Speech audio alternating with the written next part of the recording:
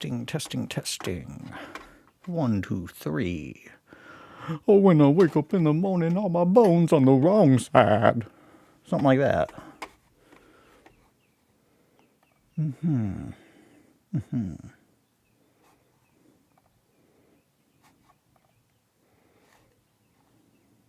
That would be the outside, the wrong side. When I wake up in the morning, all my bones on the outside.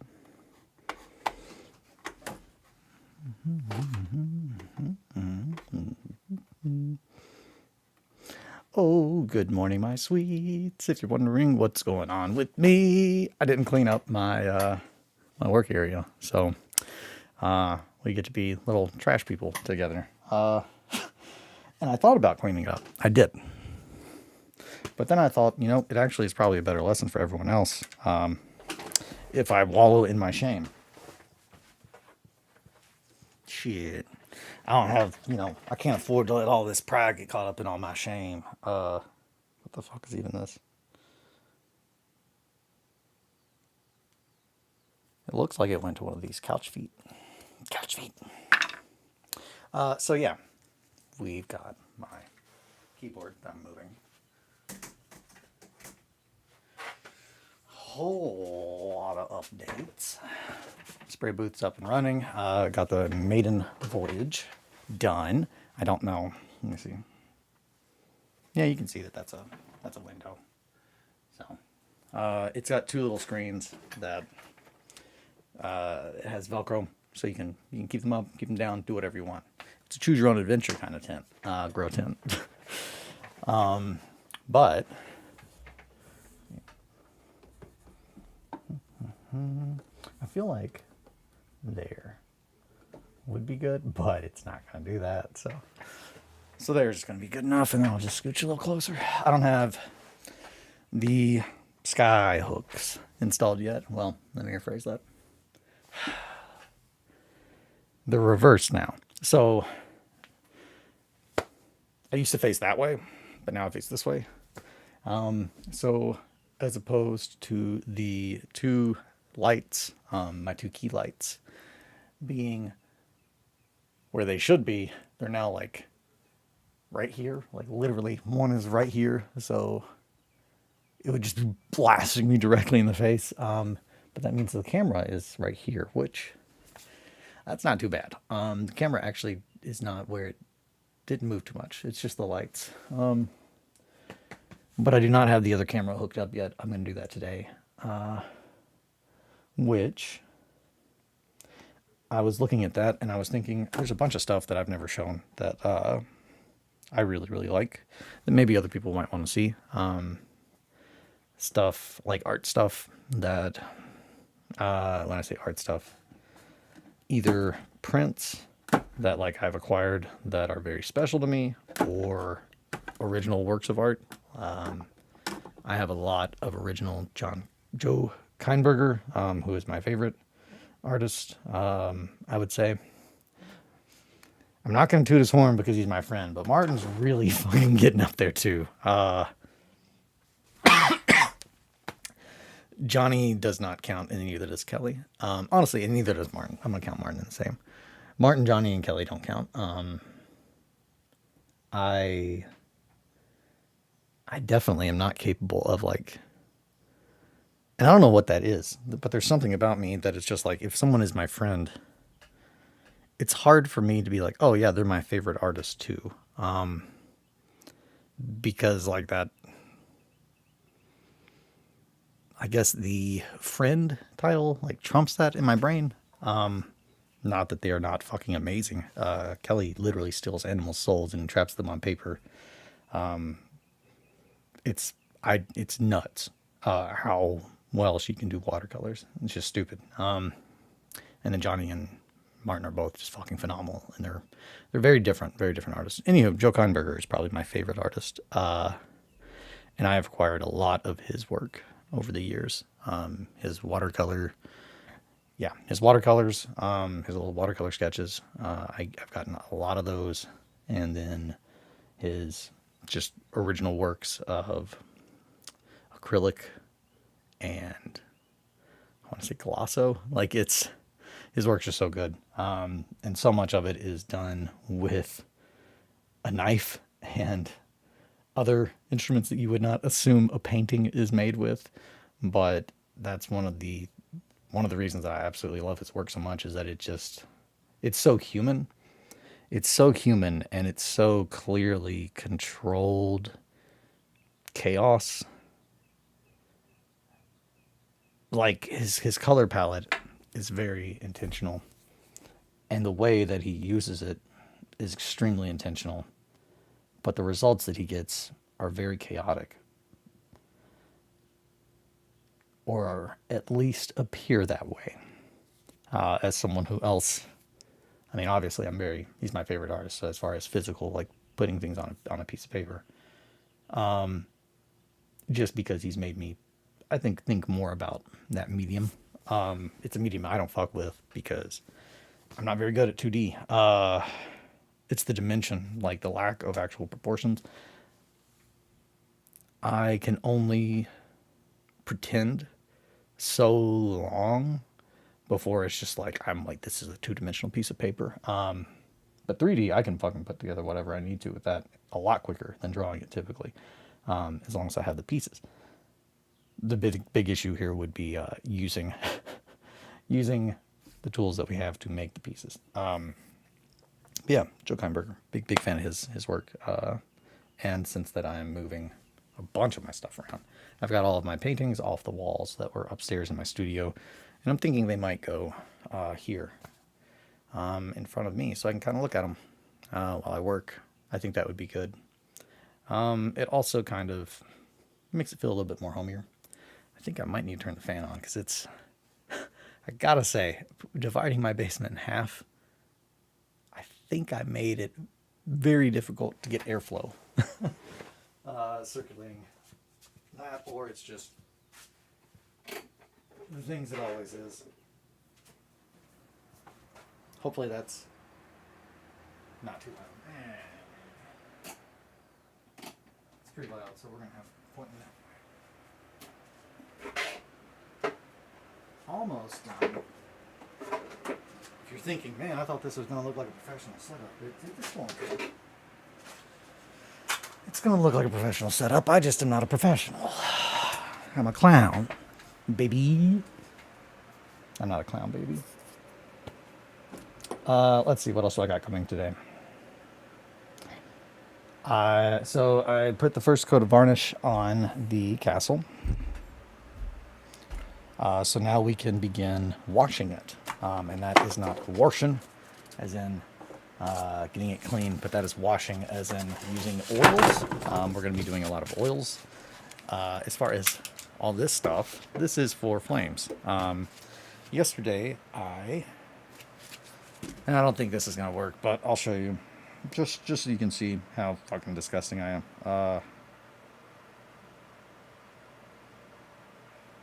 Yeah, we'll do it. That is what this looked like moments ago when I came down here. Now, it doesn't look good. I'm not proud. I'm just saying that you got to clean up your mess, kids. If you don't, then you're going to be working in the filth.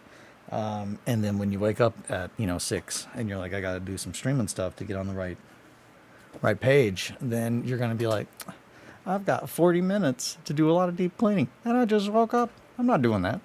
And then you end up here, and then you look like a trash on your stream, and I'm fine with that personally. But maybe everybody else isn't, and I should be more ashamed. Who's to say? It's in God's hands, I guess. And just an awkward stare at the camera. God, I'm fucking tired. Okay, so today I am going to work more on my Flames of Orion terrain, which I have been working on. Again, if I had the camera set up, I could do it right now, but man, I just don't fucking feel like it. So this is the first one that I will show. Essentially, those are the feet to my old couch. And the reason that I have them,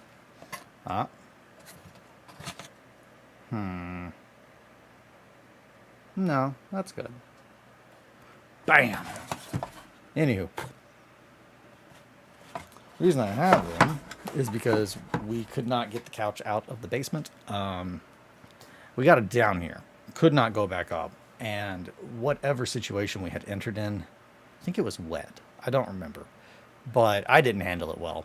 And I was just like, I'm fucking done. I can't. We're like not keeping it anyway. It's already kind of like messed up. So I took a sledgehammer and I smashed it into a million pieces. But I kept the feet because they're very solid. And I mean that as in, but I'm actually solid. They literally held up the weight of my entire couch.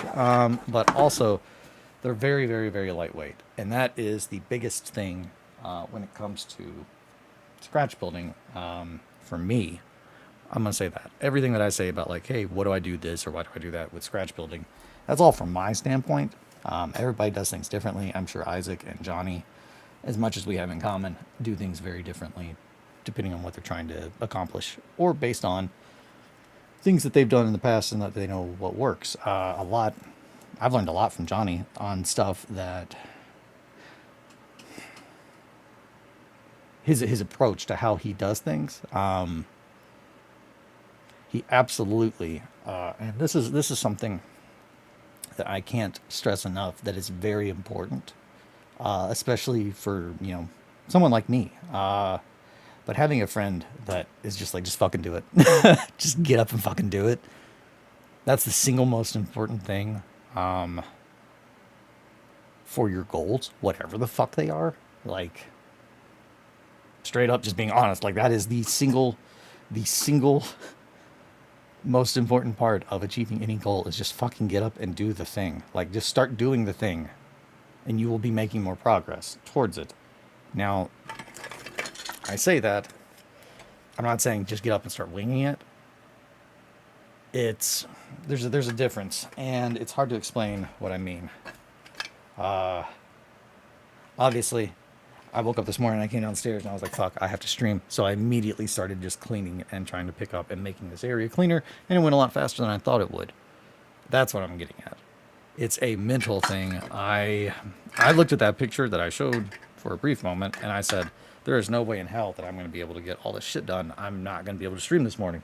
But instead, I came downstairs, and within like 5 minutes, I had all of my old Zone Mortalis shit in its box. All those boxes stacked back up. And then I had half the boxes that I drug out back in the cabinet. It looked a lot worse than it was. I just needed to give a shit and want to get shit done today, and push through it. And that's it. So, as far as kit bashing and as far as scratch building, that really, you can find all the parts that you want. You can hoard as much shit and trash as you want, but you're not a scratch builder or an artist unless you use the trash. Like, if you just hoard the trash, you're just a hoarder and a trash goblin.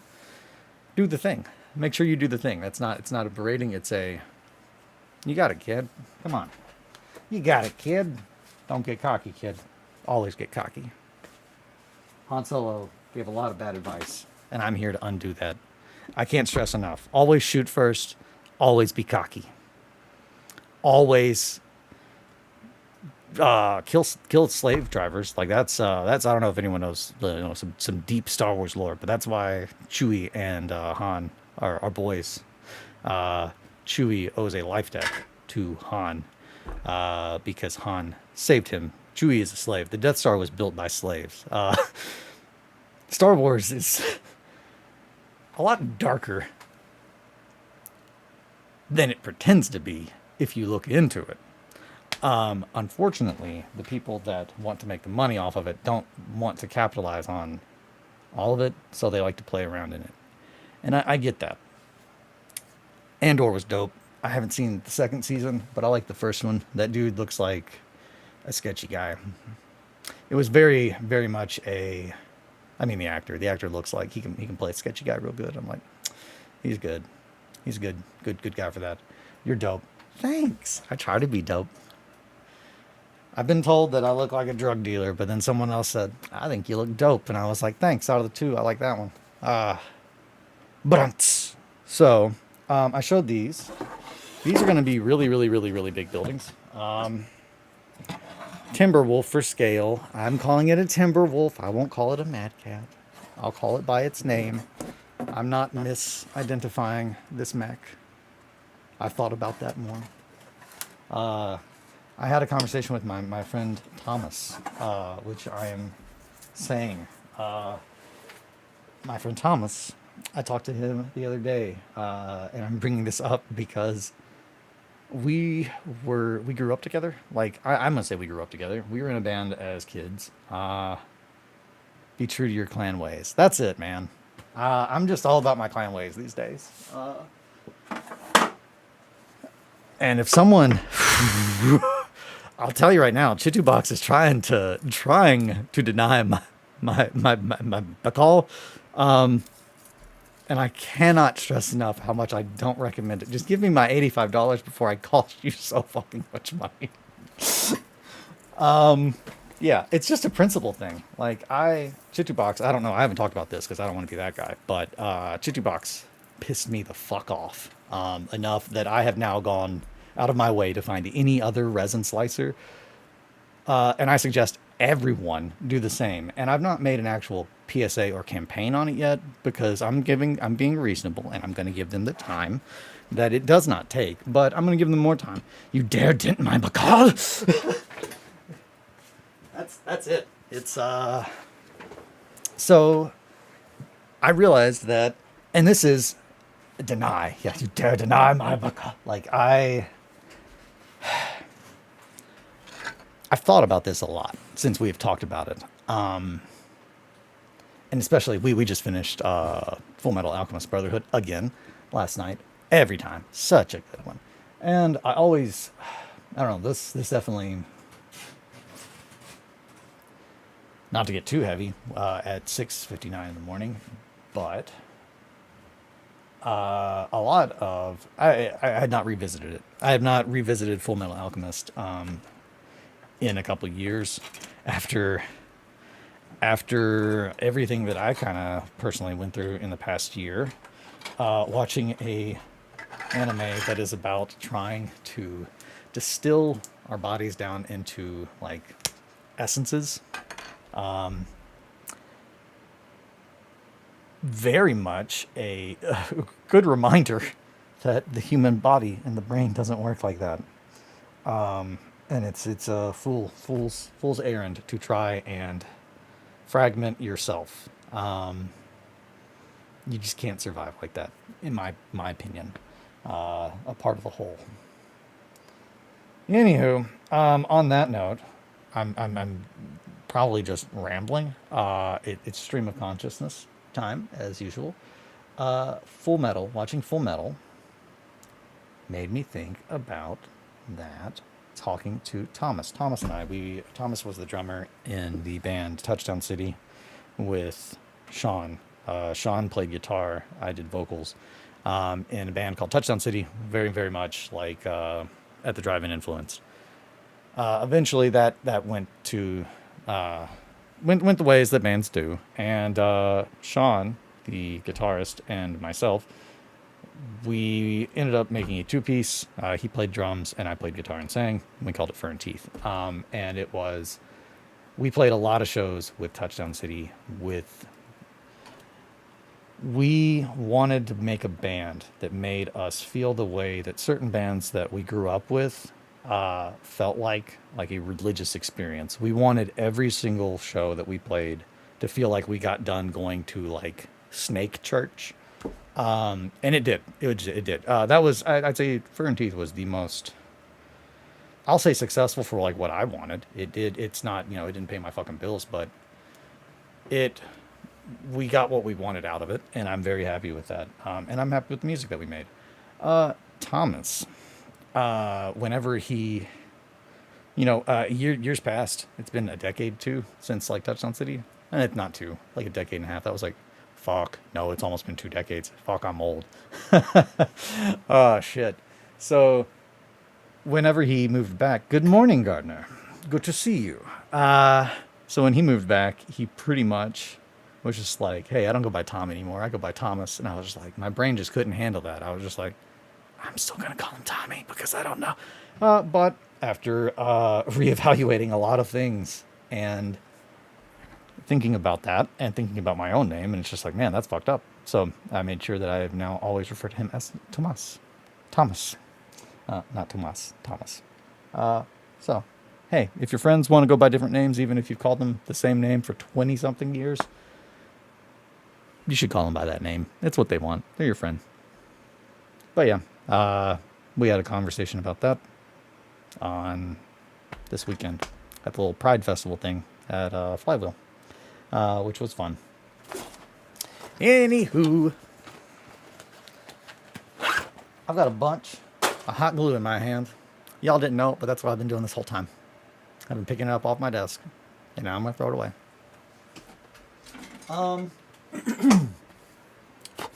So, I did that rant.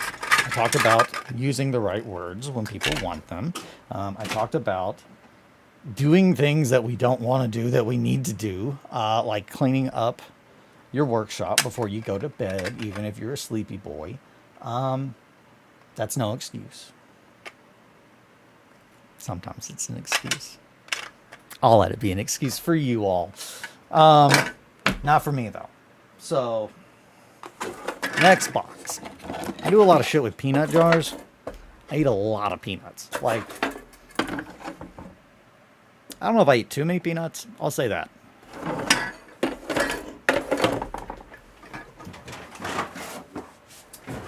I don't know if I eat too many peanuts.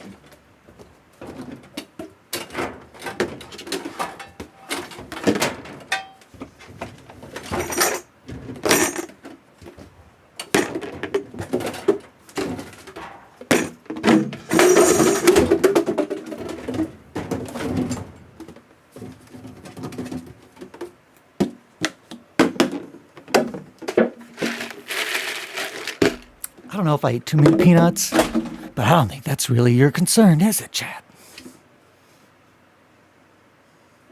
I'm just kidding. Sorry. Hopefully that bit was even remotely worth it. But yeah.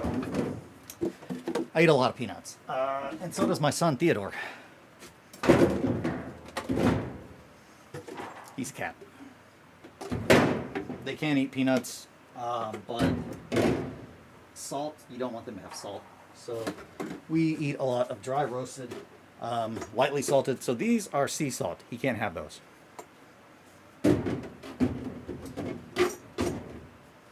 But yeah, he loves peanuts. Like a little peanut fiend. He also loves cucumbers. He does not care for pickles. That we think. Kelly has got some dill growing. I'm taping cabinets for stain prep. Hell yeah. There you go. That's what's up. ASMR. I can't stress enough. I am... Part of me is fine with, like, you know what? Worst case scenario, I just become the weirdest fucking ASMR. And I kind of like that. Part of me likes that, and I can't stress enough. I'm going to do my best. I've gotten, the more that I've been talking to my buddy Sam about Secret Roommate, or just whatever we end up calling. So Secret Roommate is a really good name. But asking strangers if they're ticklish is... that may be one of the best names. That's like almost up there with King Piss. As far as names that I've come up with in my life. And I'm kind of leaning towards just calling it Asking Strangers If They're Ticklish. Because that's such a fucking good podcast name. And just a good thing. Hey, are you ticklish? That's a scary thing for a friend to ask you. It's not an okay thing for a stranger. It's a great icebreaker. That is damn right. Very, very correct. I need to turn this fucking monitor around. Like, there it is. I need to turn this monitor around. I keep looking at my big one. I'm going to do it. Fuck it. I don't care. I don't even care.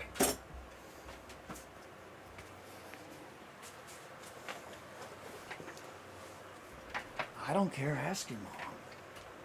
That's one of my favorite stories. I'm going to tell that right now, actually. I don't give a shit. To give an example of, and this is why I really, really, really like impersonating my my friend Alan's father, my former landlord, my neighbor Paul. I've known him the majority of my life. I never had a father figure. He's not really a father figure to me. He's a father figure to my friend Alan because he's his dad. So he's like a friend's dad figure, if you will, because that's literally what he is. But he talks like this. Hey guys, I'm Paul, and I don't remember where I was going. Oh, it was Alan. So Alan likes to get whatever he wants, typically, in my experience. And watching it transpire over. You quiet, bud. Oh no! The microphone's over here. I'm so sorry. It's because I moved everything. I'm gonna have to move it back. I gotta get this shit. I gotta get this shit set up.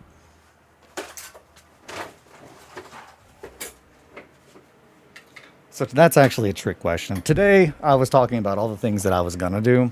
I guess I'm actually gonna finish setting up my studio because I'm starting to realize how, like, absolutely much I hate this, and my anxiety is just spiking the more things are just falling around me. So yeah. It had to do, it was a dumb story probably, but it had to do, if you're taping cabinets off, here you go. My buddy Alan is not an only child, but he is the baby. His brother is 3 years longer, or 3 years longer. He's 3 years longer lifed, 3 years older. And their experience, so that's the thing. I'm not an only child. I have a sister. She's a baby sister, 10 years younger than me. So, which weird, that's a weird fucking thing to say. She's a full grown adult now. So, I have a little sister. My friend Alan at the time, you know, he had an older brother. So it's just, that's a relationship that I have zero experience in. I've literally never lived with another guy until I moved out and moved in with my bandmate Sean. Other than that, I've only ever lived with women. 3 years longer in the whiskers. Kelly came up with a band name. I want to say it was 5 extra years on your death life. 5 extra years on your death life, which is essentially you're dying 5 years sooner. And I don't remember what the reference was, but it's in the list of band names that we keep. That's 5 extra years on your death life.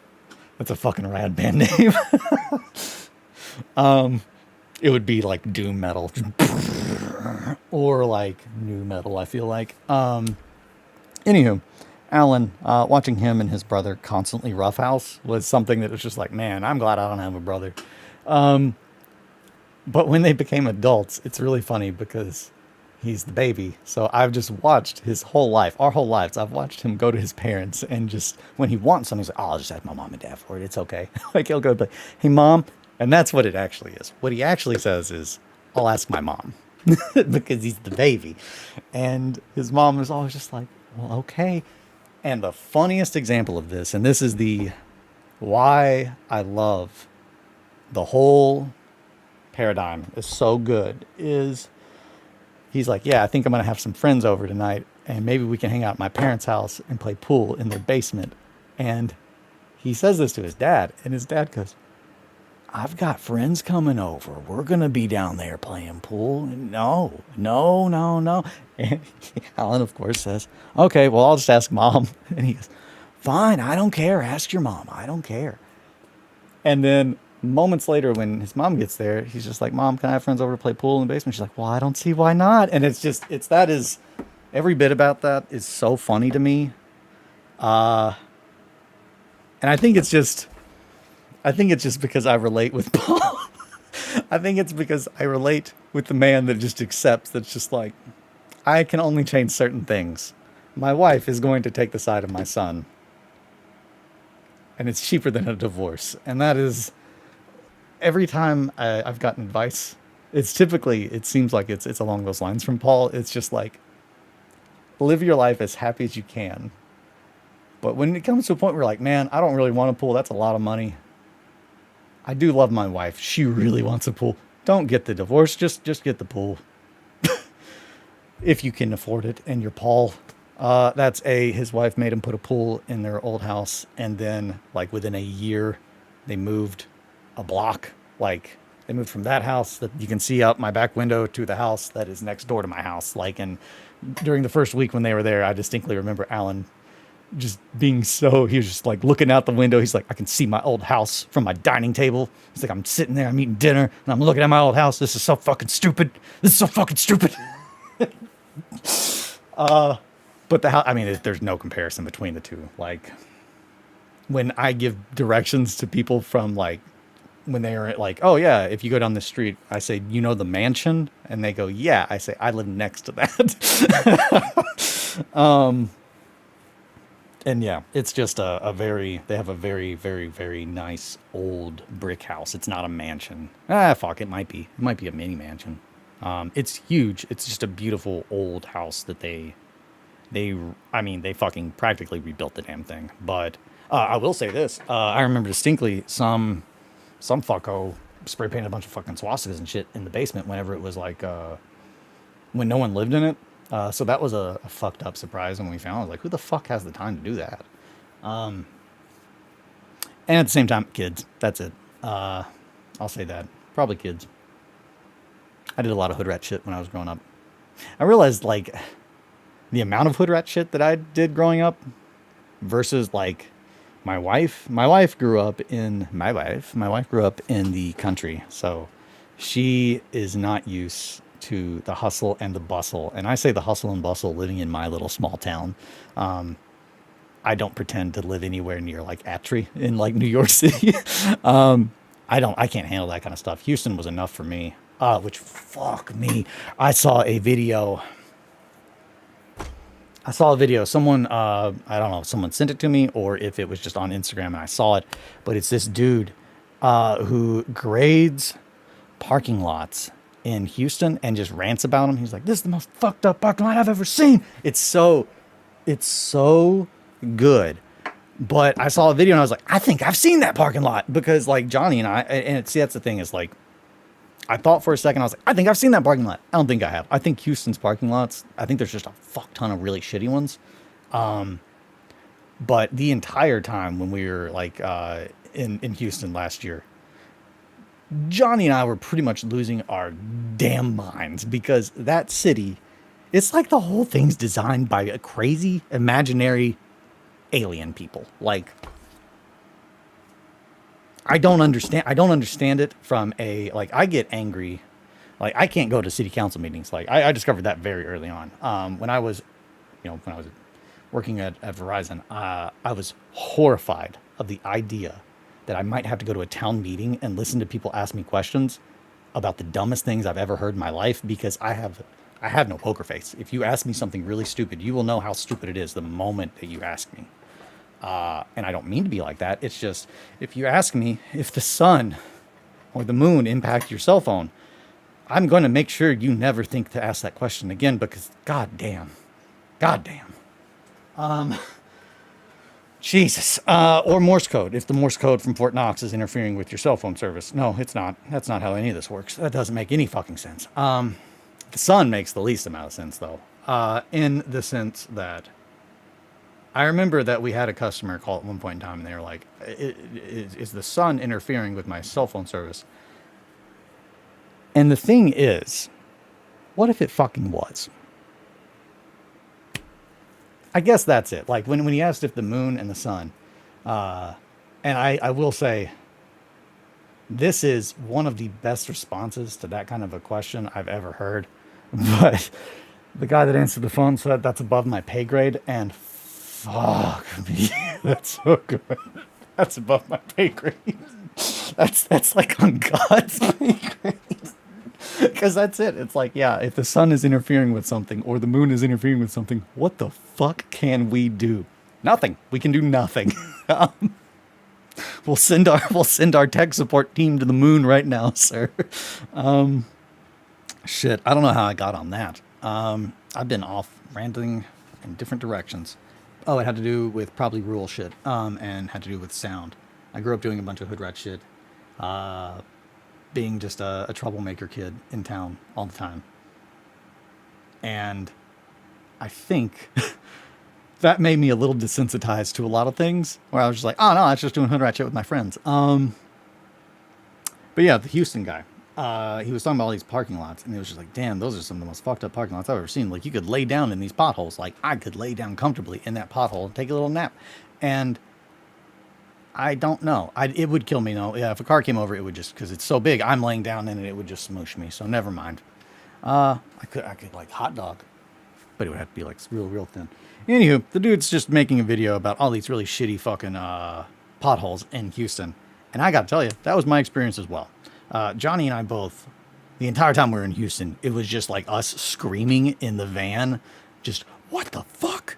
What is wrong with this place? Because again, the roads are just crazy. The roads are crazy. I've never seen roads that tall in my life. Like, let me rephrase that. The interstate. The only time I've ever seen a road as tall, and I mean tall, I mean the road is this tall. That's fucking crazy. Why is the road a foot tall? Not a good idea. It clearly doesn't work. You clearly can't just keep building the road on top of the road. So yeah, that's what they do in Houston. If you live in Houston, I'm not dunking on you or your town.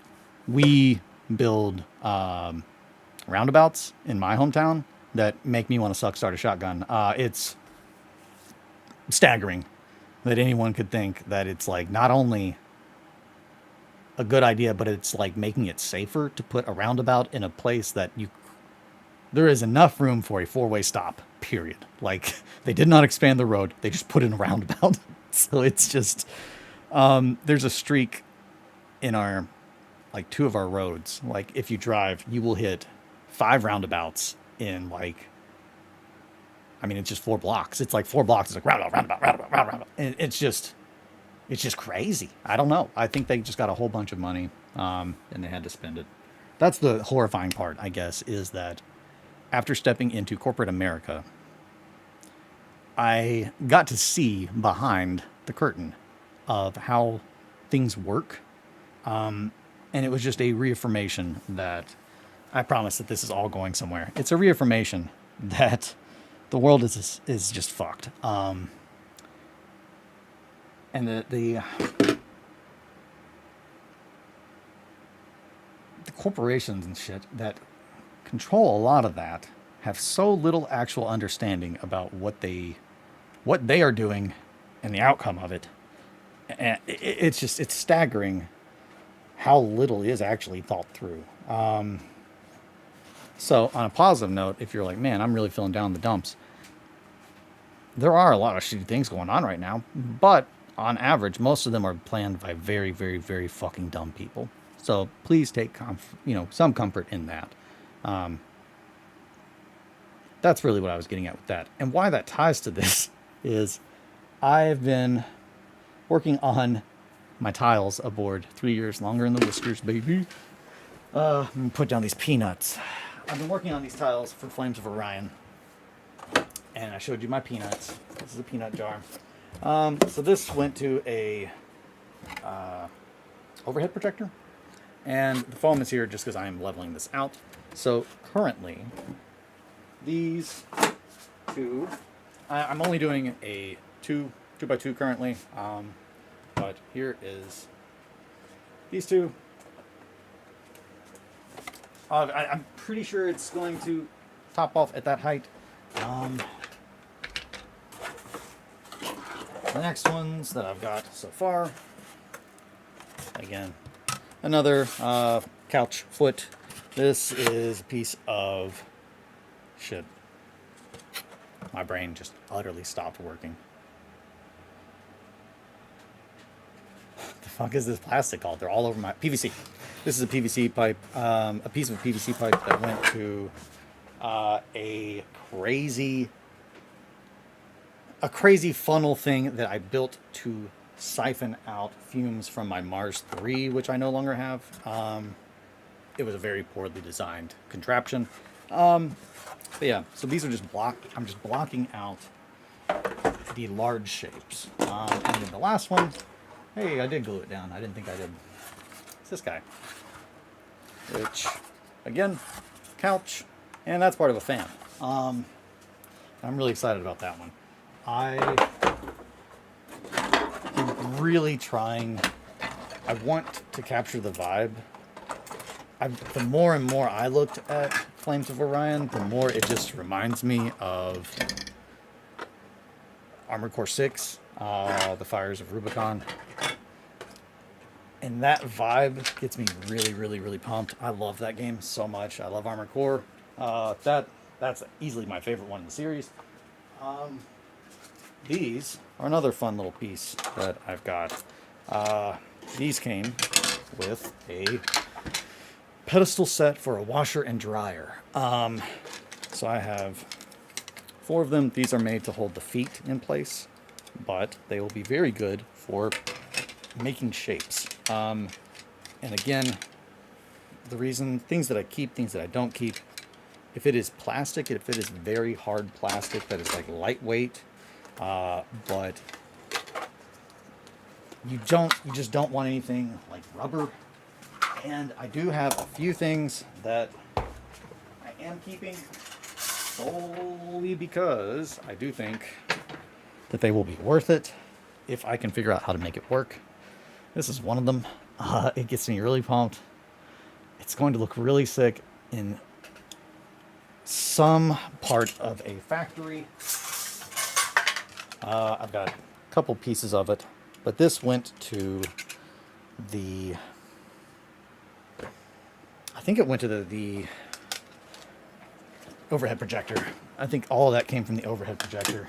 These 2 pieces, it might have come from a fan. No, it came from the overhead. I'm looking at it now. It came from the overhead projector. It was probably, I don't know. I don't know what those, they're there to help something slide in and out. But again, a lot of small, thin pieces of aluminum. Like this is very, I could bend it if I wanted to. I don't want to.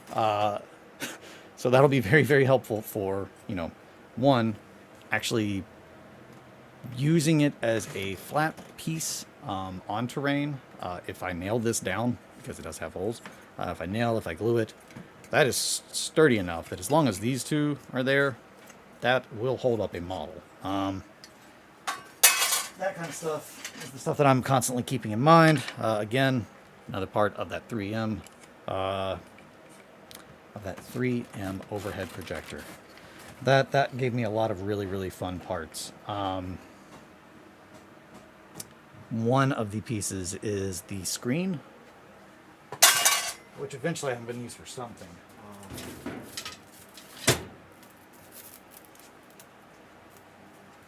Hey. Okay.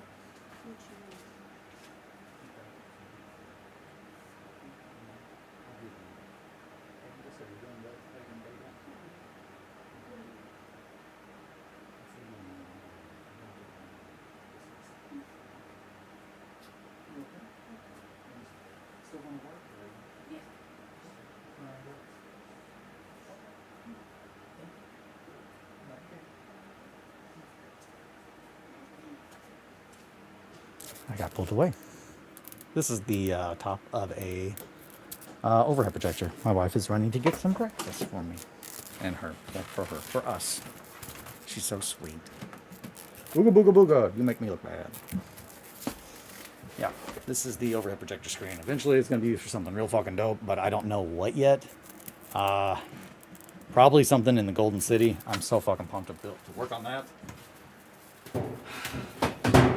That absolutely is like the one that I'm really, really, really the most excited for. And then also just anyone that's wondering, hey, I thought you were going to work on Necropolis next.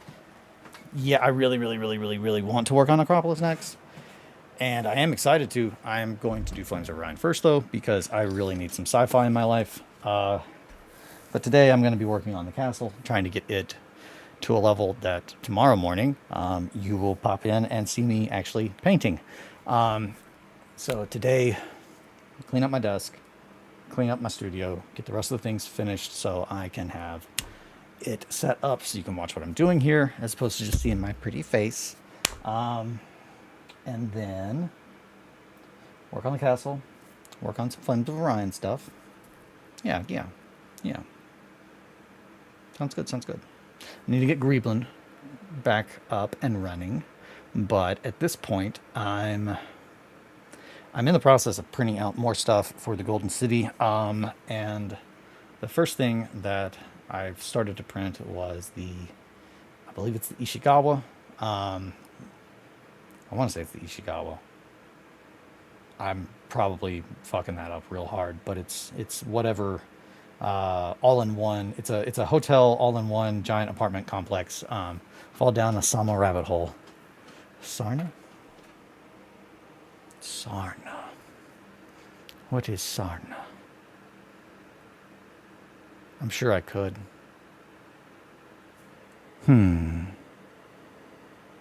Sama? Sarna. Perhaps. I don't know what Sarna is. I am 3 years long in the whiskers, though, and in the tooth.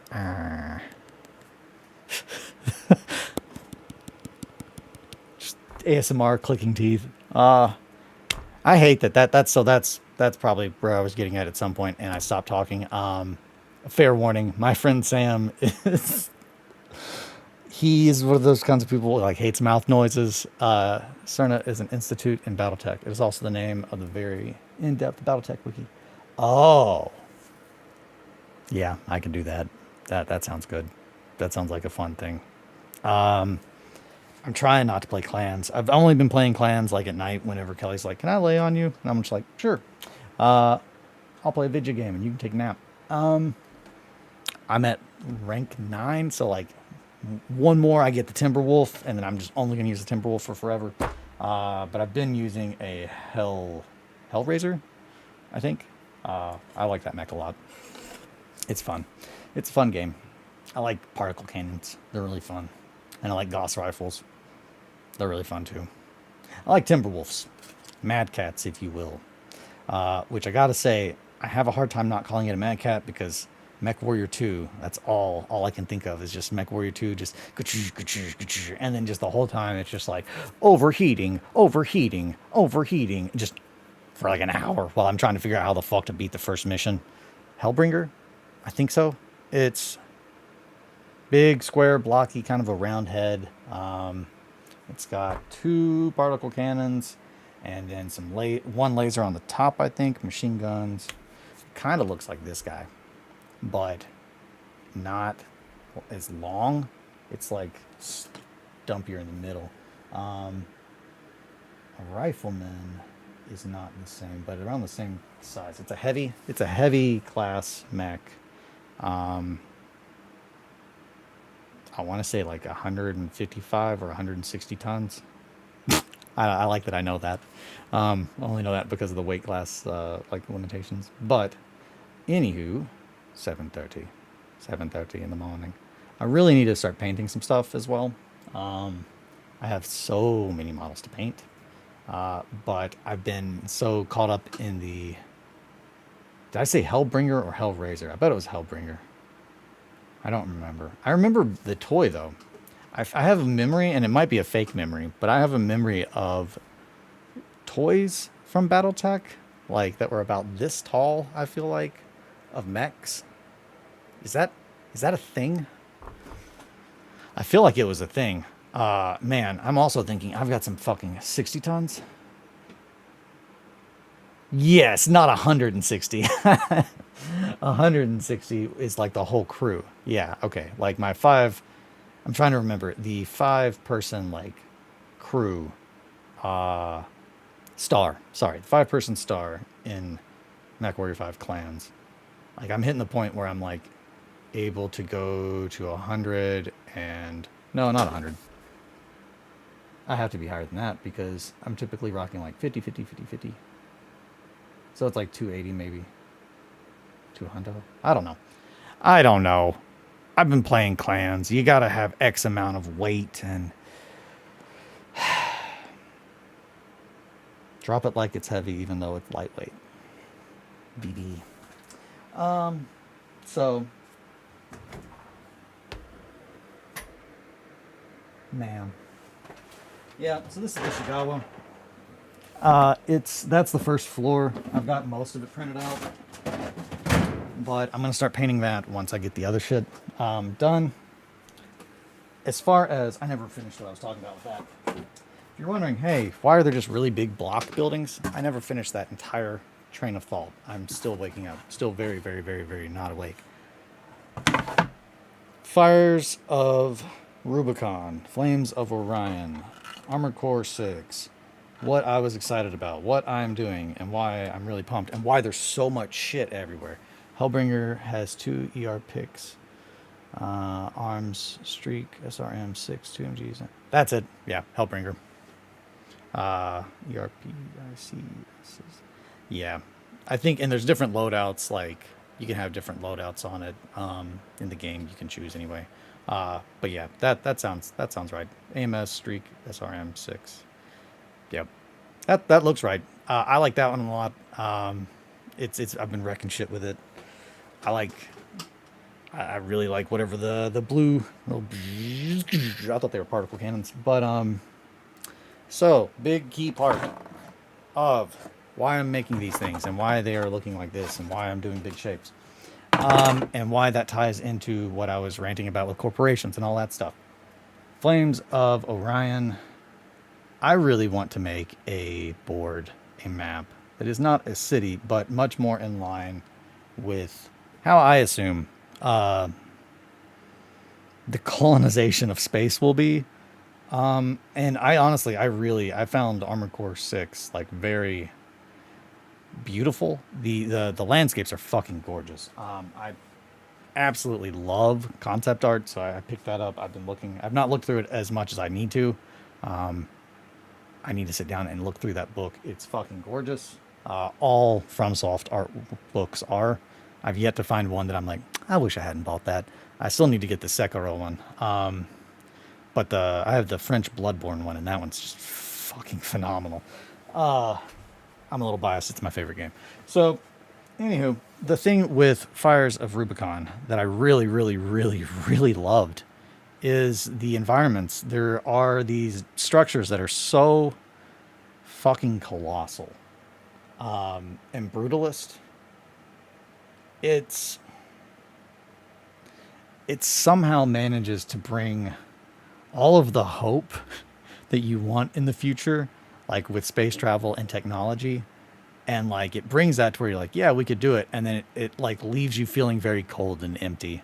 And I think it's because the surroundings are so fucking big and no one fucking lives there. You are correct. A PPC is a particle projector cannon. Okay, awesome. Yeah, I thought that it had PPCs. I love those. They're very fun. And I can remember even like fucking like, it may be a fake memory, but I swear MechWarrior 2, I can remember like the little blue balls like lighting up on the Mad Cat's like hands. It was like whenever I'd shoot, and then shoot these little balls, and everyone would turn into like little blood clouds. I also love that stepping on people has always been a part of MechWarrior games. And tanks. Like, it's going to cost me 1% of my health, but I could just kill your tank. Just step. I like that. I've always liked that. I think that's a key part of being a god engine is reminding everything smaller than you. That's only okay if you're a god engine. No one else is allowed to do that. So, and even then, I take that back. Be nice to small things. Yeah, that's what I was trying to get at. These are going to be the large, non-destructible parts of the structure. Like, all throughout that game. That whole game has so much stuff that is destructible. And that's another big part of why I've always loved those games. But there are certain parts that are just so big that it's just like, yeah, you could not destroy that. And for a long time, I told Steve when I sent him some pictures, and I was like, yeah, I'm starting to work on this. I want to make the entire board destructible. I want it to be like the battlefield of tabletop boards. And like Battlefield 1, I guess is what I meant by that. Like, that was one of my favorite parts of that video game, was leveling cities while I'm playing. Like, you guys can like worry about the game. I'm just going to flatten this whole town. I just like doing it. Anywho, with a satchel charge, just clink, and then just blowing up buildings. It's great. Anywho, I want to play a game like that. I want to play a game on a board where all the buildings are destroyed, like could be destroyed. But then I started to think about in Armored Core 6, like the giant structures like that you're fighting on, they are so colossal that it's just like the weapons that you have, even though they're just insanely powerful, they can't do anything because these like structures are carved out of the foundation of the planet itself, or they are made with like materials that like we just don't fucking have that can withstand way more heat. It's just wild to think about that. And then just the sheer size. I love the sheer vastness of how everything in that game is so fucking big. So I want to have lots and lots of very fucking large pipes. Timberwolf for scale, connecting places, bridges that cross over giant pipeways. And I want the bridges to be destructible. So I've taken other versions of that. I really want the parts that could be destroyed by like mech weaponry to be able to be destroyed. And that goes the same thing if like, oh yeah, well, if you went critical on that bridge, it would definitely blow the bridge up. I want that bridge to be able to be destroyed. But like the big, peanut shaped building, peanut jar, you're not going to be able in however many turns are in a game of Flames of Orion. Everyone shooting at it, I don't think would be able to inflict enough structural damage to destroy the building. So I didn't want to make it fully destructible just because that I feel like is not a good use of my time. And the whole time I've been also trying to factor in where I want to have my destructible elements, because I have a metric fuck ton of Adeptus Titanicus terrain that is going to be sprinkled all over this thing. That is going to be the parts that are destructible. So yeah, just all these little griblins, all these little fixins are going to be covering this thing. I'm really going to try and make it look as much like a level from Armored Core 6 as I can. I've really liked the idea of using these little buildings as like almost a foundation block to where it like kind of just goes up, and then I have like the rest of the building here, and then pretty much taking the other like pieces of this, duplicating the kind of like shape, and then making a destroyed version, because I want all of them to be just interchangeable. With that, I have a lot of these printed out, which are just man, you can't see shit with that because of the light. There you go. Try to block a little bit of it. So to give you a little bit, looks like that. These are a 3D print of something that it was for the new Zone Mortalis that GW made. Someone made a 3D printable version. This is one of the tops, I believe. Unfortunately, I printed these out. I printed out an entire Zone Mortalis board, which I've shown on here before. The old Zone Mortalis, and like that I mean like the Forge World single tiles. Like they printed them. I printed out and made my own for use in Horus Heresy Zone Mortalis, and I do like them a lot. They don't look like a ship to me, but they are good for what they do. And I'm going to keep using them for what they are. But I thought these were very good because they are the same size as this guy. That was not intentional. It's just a fun little accident. But that means that I don't have to do any real crazy work. I could magnetize them if I want to, or even if I don't want to, and I'm probably going to, because I like magnets. But yeah, so that's where I'm at. I'm currently only planning on doing a 2x2 right now, but we're all very aware that it's probably going to be a 4x4, because they're tiles, and then I will be able to take the tiles to Hard Knocks, and I can run events there with 4 2x2 boards or 1 big 4x4. I don't know. I'm wanting to make as many boards as I can that I can actually get the people in my area to be playing these games, and to create an area here, where others can come. I don't want New England to be the only place. From the beginning, one of the biggest things that I've wanted to do with this is to create a community where everyone feels fucking welcome. I live in Kentucky. We have a very low cost of living. I think I am still able to do that from where I am, like, the most effectively. And I really just kind of want to make this area, I really want to try and carve out a place where I live, where other people that love the things that I love feel welcome. So eventually maybe having some events here. But on that note, I believe Kelly is about to, she has arrived. She just arrived. I'm going to go and I'm going to eat food and tell my wife I love her. I love you all. Have a great day. Sit pretty. Thank you for listening to the stream. Thank you for listening to me rant and rave about all these things. I appreciate your time. And if you're just using me for ASMR in the background, that one's just for you. I don't know what that was. Bad noise. It's not fun. All right. Have a good one. Sit pretty. Take care. Bye, guys. Oh, shit. I gotta clean.